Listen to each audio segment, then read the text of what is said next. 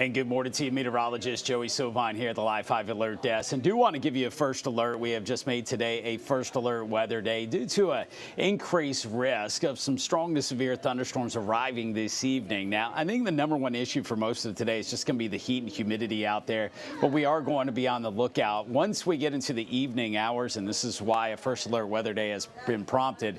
Between about 7 o'clock on through midnight, there's going to be a line of storms that most likely approach from the west. Now, maybe not everybody gets it, but should be a pretty widespread area of storms that do move close to the coast and produce some strong to severe thunderstorms. Damaging winds is going to be the biggest concern. Now, you can see on this map right here a lot of different colors, and this corresponds with that kind of legend right there at the very top. And what that tells you is at a 1, the severe weather risk is pretty low, but as we get up into the red, that's getting pretty high on this scale right here. In fact, a rare moderate risk of severe weather stretching all the way from the mountains of Tennessee up through Virginia and West Virginia up towards the D.C. area.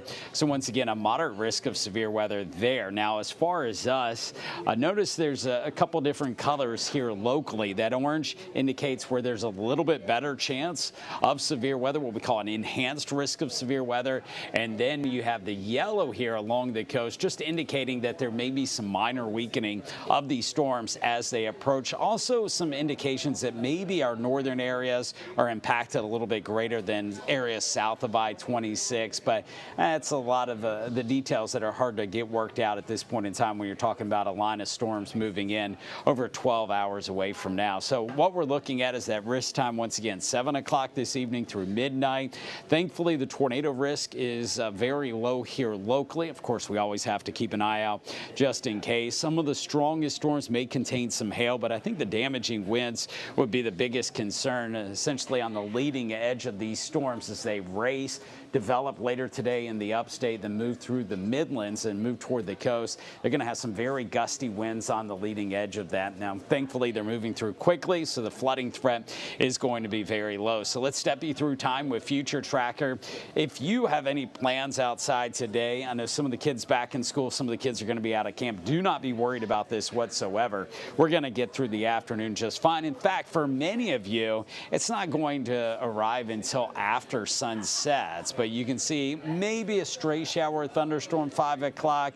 Rain chance really doesn't increase for a lot of you until we get towards sunset, which is towards the 8:15 time frame. Notice how those storms start to arrive near I-95 and then race toward the coast. So an hour later, they're crossing 17A. An hour later, they're starting to push offshore. Now, take this with a grain of salt. It could be a little faster, a little bit slower, depending on how these storms develop later today.